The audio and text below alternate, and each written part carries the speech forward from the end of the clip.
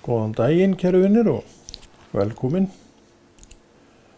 Við erum að fara í einhverja ferð sem að tengist nú morski æskunni, en þó sjáum bara til hvernig þetta þróast, en hún er allavega til staðar árið 1964 og þá var líka 17. júní og maður svo kannski ekki nákvæmlega eftir hvað var að vera, en kemst að við eftirlit og eftirgrennslan að fullt auðvitað verkum var að gerast þá, alveg eins og í dag, og ekkert minna í sjálfu sér að vera þá en í dag, en áherslur aðrar, umhverfi annað, minna umleikis hjá fólki og þar fram eftir götunum. Sjónvarp ekki inn á öllum heimilum, líklega útvarpstæki inn á flestum heimilum, en sjónvarpstæki svona, já, hingað og þangað, og það sem að þau voru, að þar vöktuðu athygli og menn bönguðu á dyr og þeim var hleypt inn til að vera þáttakendur í einhverjum verkum sem að þar fór fram, og einkum og sér í lagi í kringum sjónvarpið. Og ef þú ætlaðir að horfa á sjónvarp árið 1965, næsta víst að sjónvarpið var þá ameríska sjónvarpið, sem ég er nú nokkuð viss að komið í loftið 1964. Það held ég sé alveg ljóst, og að það var Ríkisútvarpið og það var Kana-útvarpið. En ykkur að segja, kæru vinir, þá man ég ekki hvenær Kana-útvarpið fer að heyrast á Stór-Reykjavíkursvæðinu. Það getur vel verið að það hafi verið fyrir 60, en ég man það ekki. Það er svo sem alveg hægt að komast að því, en það rifjaðist upp fyrir mér daginn að þessir ágætu söngvarar okkar, Ragnar Bjarnason og fleiri góðir menn, töluðu það að svona á þessum árum, 50 og eitthvað, þegar Presley uppi, eitthvað það 50 og eitthvað, að þá hafi þeir heyrt lög á Kana-útvarpinu og fengi menn, togaramenn og farskipamenn, til þess að kaupa fyrir sig hinn á þessa plötuna sem að þeir, voru ekki fáanlegar hér, það komu seint og illa, en voru komnar út í Bretlandi. Og þeir gerðu það, þessi strákar, togaramenn, að kaupa fyrir þá plötur til að þeir getu hlustað á söngvana heima og æft upp lögin.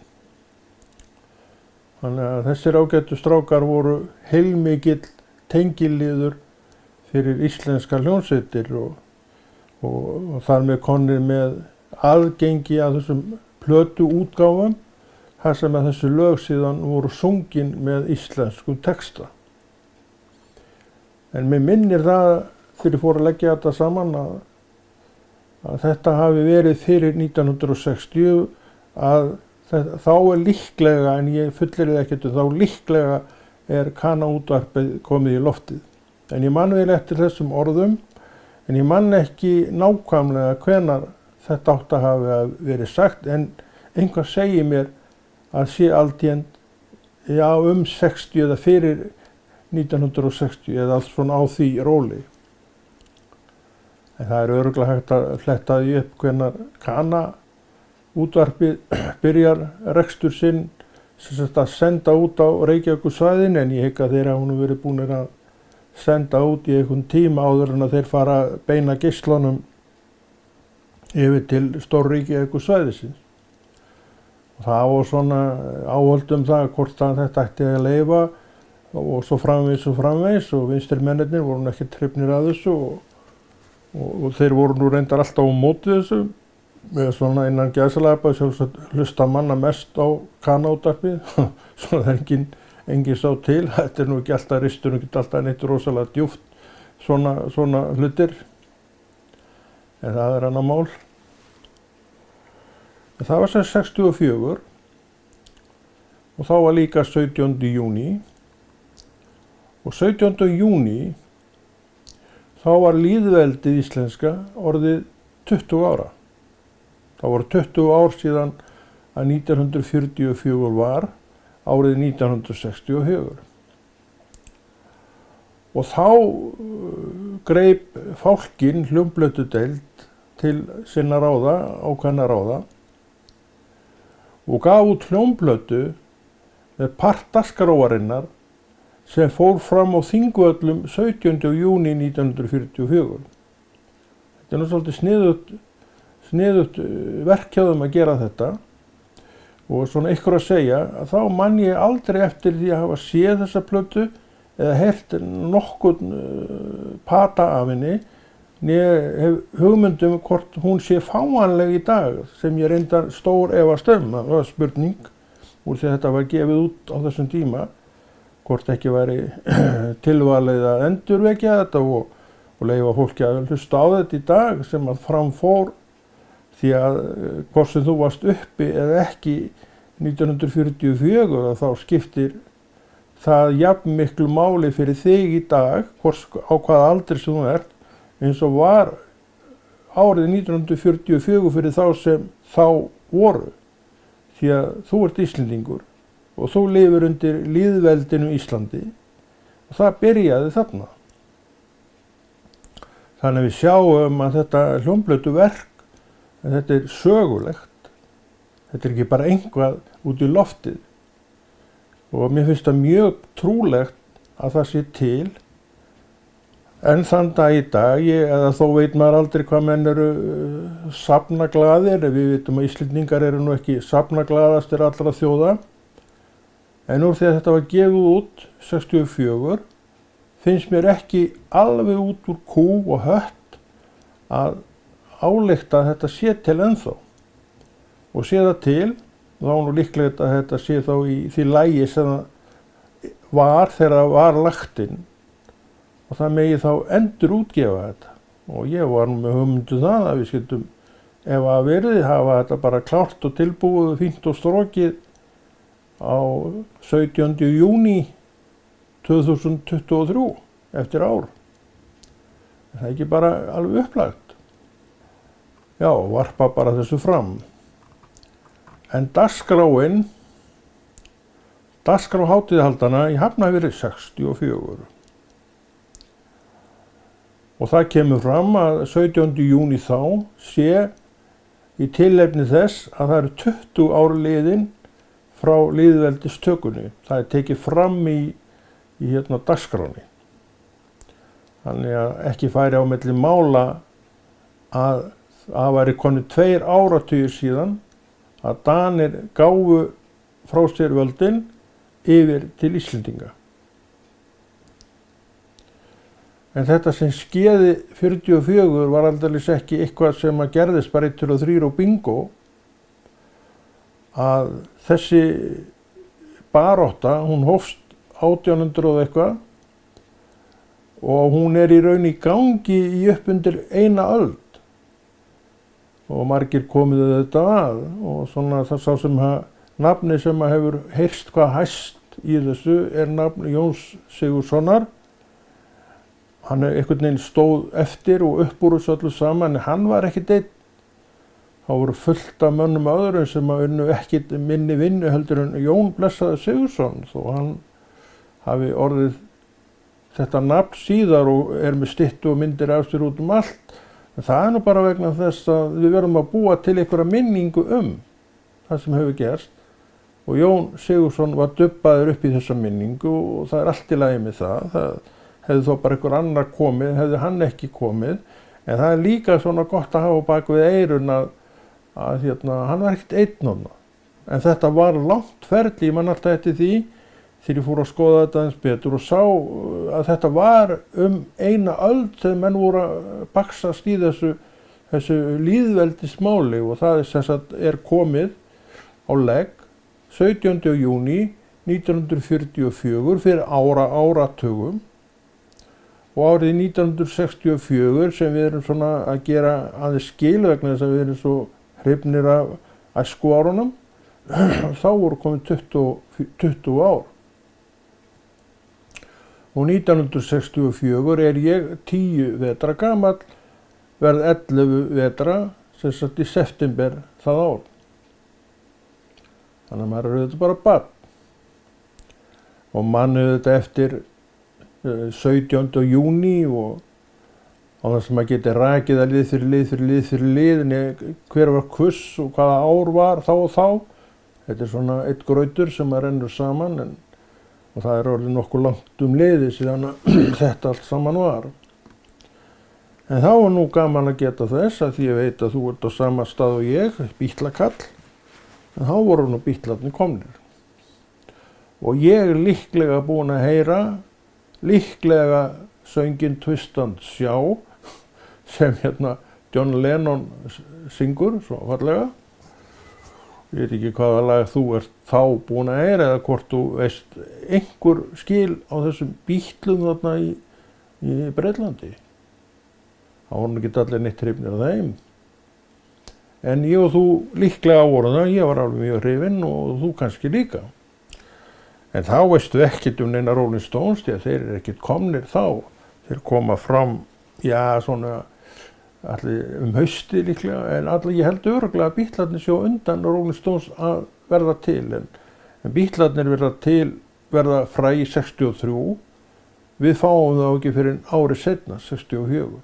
Þá fer þetta svona berast yfir til okkar, ég man eftir því að það er viðtal við Ringo Starr á einhverjum matsölustað og það var svolítið skemmtilegt viðtal því að það var alveg greinilegt að það var svona núningur á milli en maður heyrði það bara á talinu að Ringo var ekki rifinn og svo sem var að tala við hann fannst svona bara í meðalagi til þennan trommuleikara Bítlana.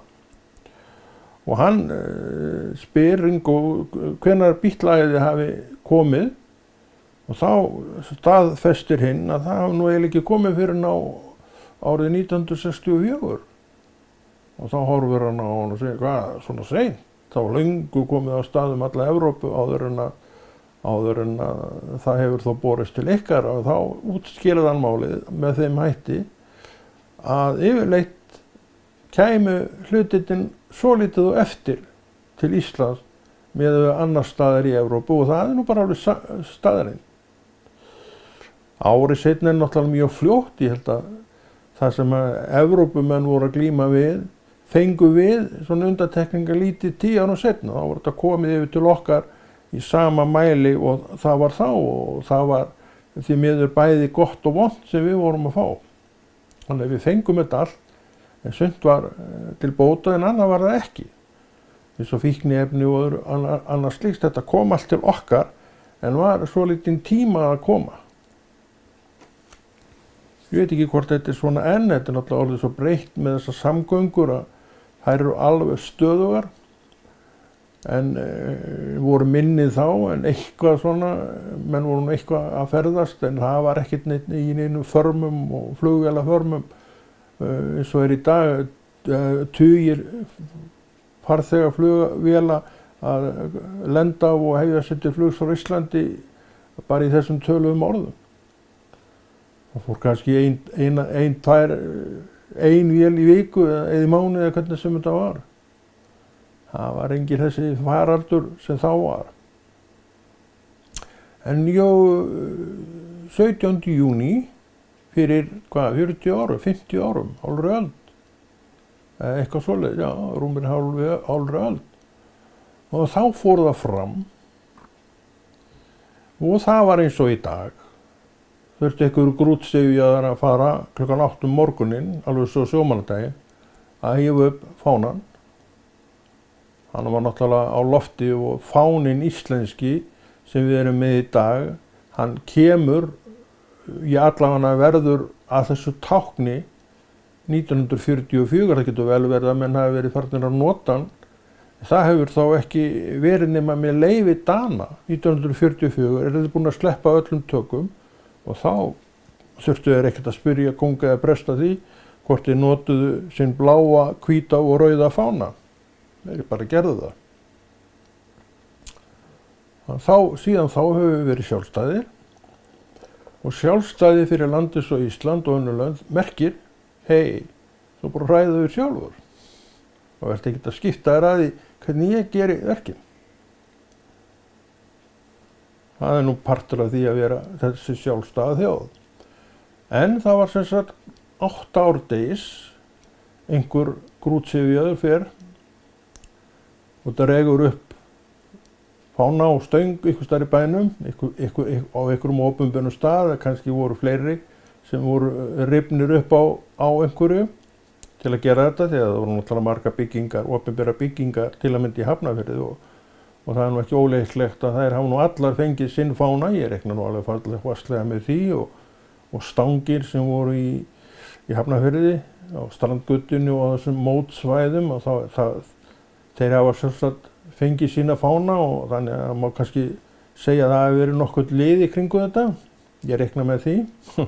Ef að fáni á að fara upp lögum samkvæmt klukkan 8 að þá náttúrulega reyna menn að sinna því alveg eins og þeir geta og hafa þó verið með nokkra menn í þessu en nú ég bara að hugsa upp á þetta. En klukkan 1, sem sagt 64, eftir hádegi, klukkan 13, það betra að segja það og vita menn á hvaða tíma þetta ef maður segir klukkan 1 og eftir miðnætti eftir hádegi. En ef maður segir klukkan 13 og þá það alveg á hreinu að það eftir hádegi. Ef maður myndi nota réttu aðferð þá myndi maður segja 01. Þá það orðið bara miðnætti og nýr dagur að koma. Var safnað saman við bæjarútgerðar Hafnarfjarðar til skrúðgöngu, til kirkju, til Hafnarfjarðarkirkju. Og það helgistund 1:30, það var alltaf 1:30, og það var hann Garðar okkar, Þorsteinsson, sem að predikaði. Og klukkan 2, hann hefði fengið nokkra mínútur til að predika eins og á sjómannadeginum. Og því að klukkan 2 þá fara allir út og bíða hver eftir öðrum eins og kurteist fólk gerir og svo þegar allir eru mættir og líklega þeir bæjarbúar sem ætluðu að vera með í skrúðgöngunni en treystu sér ekki einhverja hluta vegna til að vera í messu, þeir fannst svona messan svolítið segjum það nú ekki uppátt, leiðinleg. Það alveg pottþétt mál að ég var held ég ekki aldrei í messu þarna. Ég fannst það svo leiðilega en þú ferð ekki langt með það. En það var gengið klukkan 2 skrúðgangan til Hörðuvalla. Og það nú ekkert langt síðan, ég man eftir þessu núna, að þetta er svo langt síðan þetta var og ég að tala þá tíma sem að maður náttúrulega var á kafi í þessu en búinn að gleyma þessu meira og minna öllu og ég myndi ekkert eftir því bara fyrir 10-3 árum að það hefði verið eitthvað á Hörðuvöllum. En þar var fyrir hluti dagskrárinnar og ég man vel eftir því núna að svona var þetta. Og það var gengið sérstætt frá kirkjunni, þjóðkirkjunni, Hafnarfjarðarkirkju, sem enn er þá eina kirkjan í Hafnarfirði auk kirkjunnar upp á hólnum við Hverfisgötuna. En þá voru þessar 2 kirkjur og þær kirkjur eða hún var svona sér og það voru þarna einhverjir söfnuðir í Hafnarfirði sem ég kann nú ekki að nefna en allavega eru þeir ekki lengur og það verið voðalega erfitt að fá söfnuði til þess að þrífast þarna í Hafnarfirði og ef þú heldur að ég viti svarið að þá veit ég ekki svarið en ég veit að söfnuðum í Hafnarfirði hefur gengið mjög illa að festa rætur. Og það náttúrulega líka skýringin svo að það stutt Reykjavíkur og það ekkert svoleiðis mál að vera með þetta þar og menn fóru þá bara þangað því að þar voru þessir Hvítasunnu söfnuðir komnir eins og Hvítasunna, Fíladelfía og þessir staðir og fleiri staðir og 64. Ég held að ungt fólk með hlutur, nei það nú ekki komið þá en þarna eru KFUM deildir og þær voru náttúrulega í Hafnarfirði og það var á Hverfisgötunni alltaf samkomur og svona uppákomur þar, þannig að þetta er ekki alveg rétt að það er nú ekki verið, en á mínum ungdómsárum þá var held ég nokkuð reglulega eitthvað að vera þar og talsvert starf í gangi. En þetta er allt saman farið úr Hafnarfirði, það held ég geti fullyrt. En KFUM starfið er ennþá til, en ekki í Hafnarfirði. Held ég geti sagt, en Kaldosel, það var á vegum KFUM, allavega var það lengi vel nýtt, þá bara fyrir KFUM, já, haffiskbörn og KFUM kannski á bara öllu landinu þess vegna. Ég veit ekki alveg með það dæmi, ég held að það hafi eitthvað átt að gera það upp og koma þessu aftur á lappirnar, en tíma þá var ekkert starf þarna og húsin þau bara grotnuðu niður, en ykkur fór að bretta upp ermar og hóf eitthvað endurreisnar starf. Hver staðan er nákvæmlega í dag veit ég ekki. En þetta er mjög áhugavert starf sem að gerðist í KFUM hérna í Hafnarfirði, í Kaldoseli. Við Hafnfirðingar við munum vel eftir aðstöðunni þar og maður hefur komið þangað svona á seinni árum og einhvern tímann voru við með einhver námskeið þar. Ég man ekki voru það, já, allavega var maður þáttakandi því með einhverjum hætti, ég man ekki hverju stóðu að því, kannski voru það bara KFUM-menn sjálfur, en það þarf ekkert að hafa verið því að það getur alveg verið að einhverjir aðrir hafi staðið að því og leigt salinn þar. En ég man allavega eftir 2-3 skiptum sem maður var þarna og ég held í eitt skipti hafa maður gistar í 2-3 daga, minni það, og það var bara mjög fín stund. En við erum að reyna að halda okkur við dagskrána 1964, en við förum svona bara hist og her inn í þetta. En það var sem Lúðrasveit Hafnarfjarðar og stjórnandi Hans Plotter. Ég veit ekki hver hann er. Svo var fánahylling. Hvað er fánahylling? I don't know. Ræða Dr. Sigurður Nordal. Sigurður Nordal var merkilegur maður. Hann er einhver frægast og virtasti fræðimaður sem uppi var á Íslandi á 20. öld. Og ekkert minna heldur en það. Með einhver ritum sínum bókmenntir og menningu Íslendinga fyrri alda. Þannig hann hefur verið að vinna mjög merkilegt starf, en ég sjálfur sér þekki ekki mikið til verka Sigurðar Nordals, en bara eins og þú og fleiri höfum heyrt þetta nafn, en ég hef ekkert kynnt mér neitt hvað hann er að gera og kannski ekki svona mitt áhugasvið að vera mikið að því í þessari deild. Já, hann skrifaði þessar fjölda greina og hélt marga fyrirlestra að Sigurður Nordal og var kennari í Háskóla Íslands. Ábyggilega merkismaður. Svo kórsöngur á 17. júní og karlakórið Restir, stjórnandi Páll K.R. Pálsson. Og svo komið blessaðri fjallkonunni og það að þessu sinni er Hulda Runólfsdóttir. Og svo kom einn söngur, Guðmundur Jónsson, óperusöngvari, mjög þekktur óperusöngvari. Við munum mjög vel eftir Guðmundi Jónssyni, þetta var svona skemmtilegu kall. Ég þekkti hann ekki neitt, en hann var oft í viðtölum og alltaf hlæjandi, hló allavega hátt. Og svo var einhverjir kallar að glíma, kettlingarnar voru nú held ég ekkert í glímunni. En það eru búin að ríðast þar inn eins og alls staðar annar staðar. Skemmtiþáttur skáta. Já, hérna, geta þeir skemmt. Ja, þeir gátu það þarna allavega, ábyggilega einhverjir uppbyttu það hlegið. Handknattleikur. Pokahandknattleikur, það er svona verið eitthvað leikur. Og þar var heiðismaðurinn stjórnandi Hallsteinn Hinriksson, faðir Geir Hallsteinssonar, sem er einn merkasti handboltamaður á okkar tímum, segi ég. Hallsteinn Hinriksson, ég man eftir honum, hann var nú ekkert í neinni kennslu, hann var stundum, ég man nú, hann var alltaf á hjóli og ég man hann kom oft í Lækjarskóla og ég held að hann ekki verið að kenna neinar íþróttir eða neitt en hann kom þarna oft, ég veit ekki hvort bara til að fá sér kaffi eða ég veit ekki hvað það var en hann var íþróttakennari í Lækjarskólanum í mörg ár og hann gerði meira, hann var svona brautryðjandi í að kenna sund. Ég held að hann hafi örugglega verið með í því þegar að þeir kenndu sund bara í fjörunni þarna við Herjólfsgötuna, þar fyrir neðan eða eitthvað staðar, þar voru þeir að kenna sund til að byrja með og það náttúrulega hætti þegar að Sundhöll Hafnarfjarðar kemur.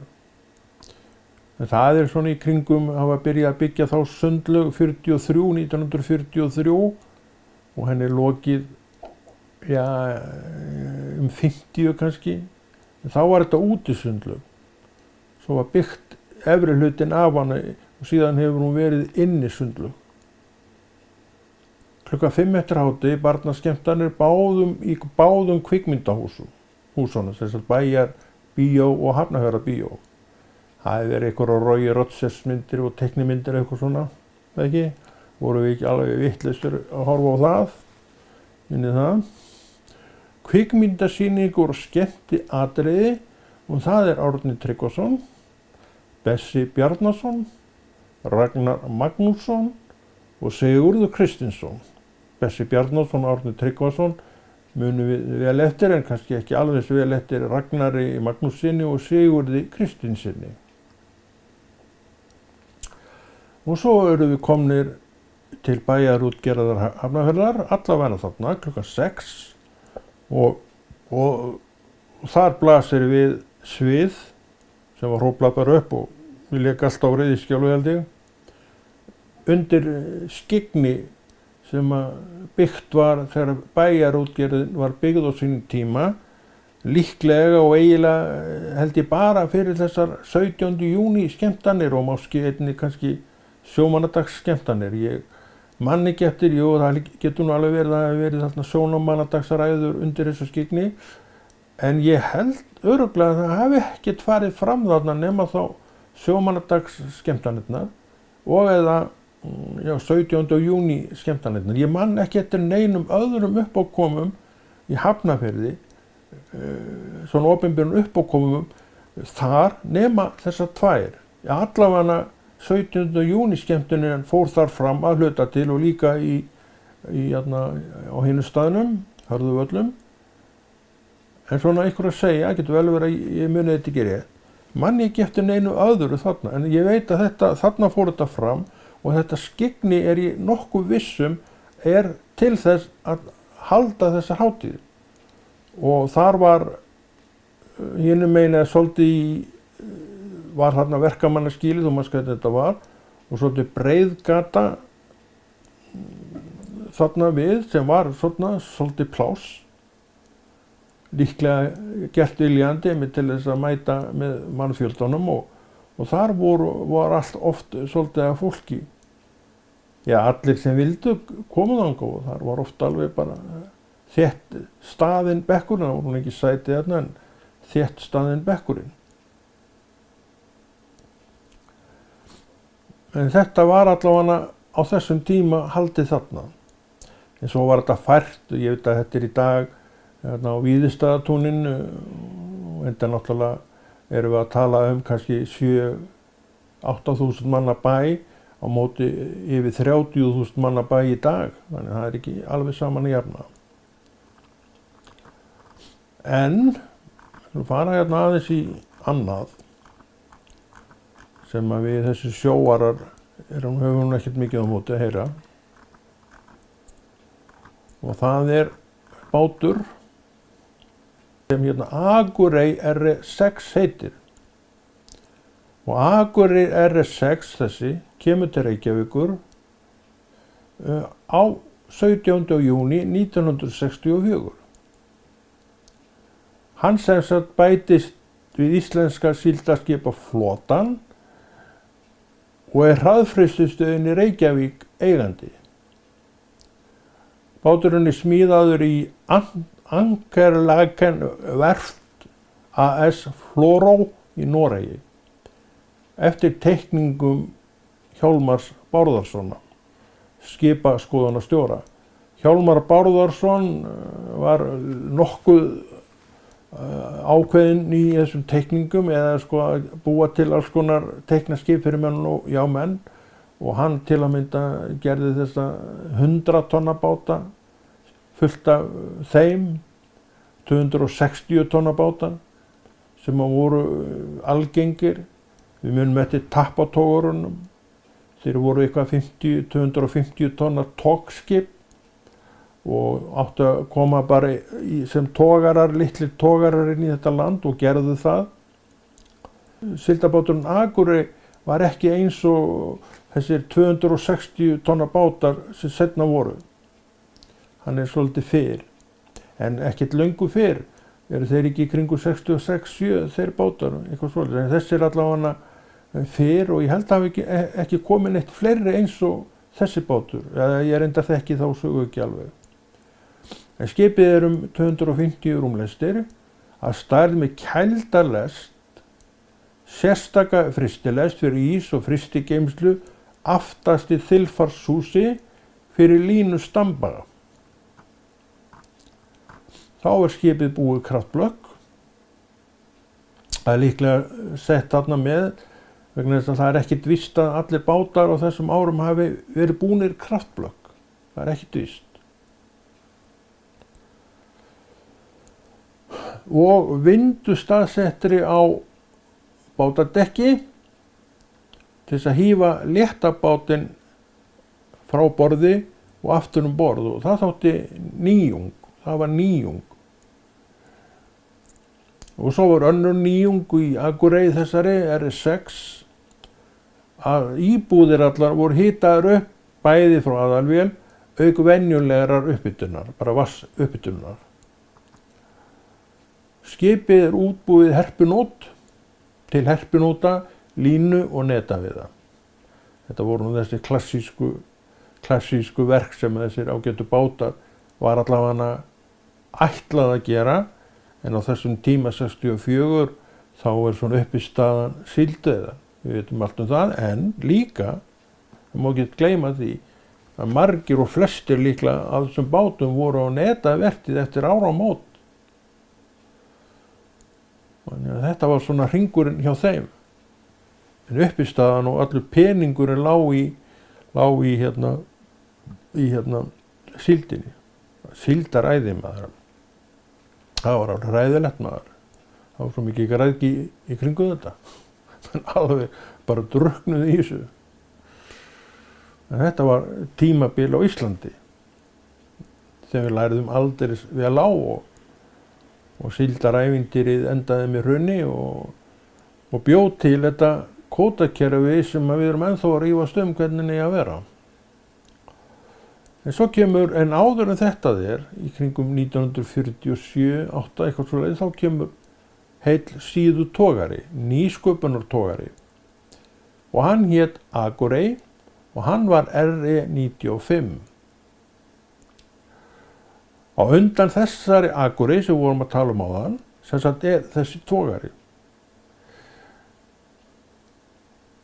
En ég held að það sé ekki, útgerðir þessara skipa tengist ekki neitt. Og ég ekki alveg viss hver staða Akureyrar togarans 64 þegar Akurey R6 kemur. En frá Reykjavík fer hann upp á Akranes. Og hann svona svolítið verið að selja hann, og frá Akranesi var hann seldur til Noregs og frá Noregi til nýfundna lands. En hann gerður tíma út í Noregi, þessi Akurey, og held ég hann að við bara verið strokið þar og kjassuð og kist alveg fram og tilbaka og verið vel við haldið og allt saman það. Held að útgerð hafi ekki verið hins sama, skrifa ég hér. Og ekki veit ég heldur nákvæmlega hvenær Akurey þessi kemur, þetta nýsköpunarskip kemur, en veit þó að árið 22. júlí 1949 Akurey þessi sem við vorum að geta áðan söluhæsti togarinn og að íslenski togaraflotinn hafi farið 200 ferðir með fisk og selt fyrir 55 milljónir króna í erlendum höfnum, og þá annarkvort í Bretlandi eða Þýskalandi, sem að voru aðalhafnirnar, og kannski var Bretland og Grímsby og Hull oftar farið til þessum árum. Var ekki eitthvað straff í gangi með Þýskaland allavega tíma, en það var allt saman opnað seinna. Akurey, þessi togarinn R95, fyrsti íslenski togarinn sem hélt til veiða við Vestur-Grænland. En ég veit ekki hvort við erum að tala á saltfiskveiðarnar, sem voru langir túrar og ábyggilega alveg skelfilega leiðilegir, voru 3 mánaða túra, því að meðan að pláss var í lestinni þá bara veiddu þessi skip þegar þau komu með fullfermi í land, því að þessi saltfiskur geymist alveg endalaust, við vitum það. En ég veit ekki hvort það verið að meina þetta, eða hvort hann fyrsti togarinn sem fer til veiða á Vestur-Grænlandi, bara ísfiskveiða. Og það ekki sami hluturinn og að vera með skip og saltfiskveiðum, þegar ísfiskveiðar þó við Vestur-Grænland voru bara venjulegi túrar að lengd.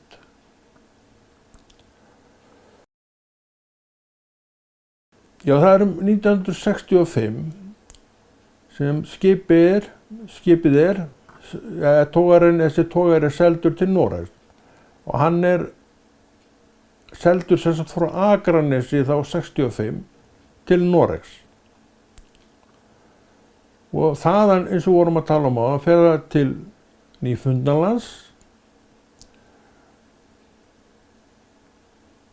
og þar gegndi það einhverjum rannsóknarstörfum á hafinu, og það byggt yfir það þar og gert ýmislegt við það til sinna nota, og frá Nýfundnalandi það selt yfir til Kanada. Og þar sem togaranum var breytt í 3 mastra seglskip sem átti að geta tekið 90 og tók 90 farþega í ferð. Það svona að gera út á túristan, við þekkjum það nú vel, og líklega, ef ég man það rétt, þá var svona verið að reyna að höfða til ríkra túrista. Ég hef aðeins verið að skoða það mál, og ég sé ekki að þetta ævintýri hafi gengið vel fjárhagslega. Ég held að þetta hafi nú verið svolítið klúður með þetta dæmi. Hvar skipið í dag, þá getur vel verið að sé til ennþá, en ég held að sé ekkert í neinu rekstri. Ég held nú ekki, sko. En allavega þau verið að athugað það, þetta skip kemur í 47-8, en mér finnst það mjög líklegt að það sé nú ekki til lengur. En hvað það? Ætlum segjum þetta bara ekki gott í dag, og ég þakka fyrir mig og hef gaman að þessu. Gaman að rifja upp með ykkur, þið svo skemmtileg. En við höldum þessu áfram sennilega, svo ég endi þetta nú alveg nákvæmlega eins og alltaf.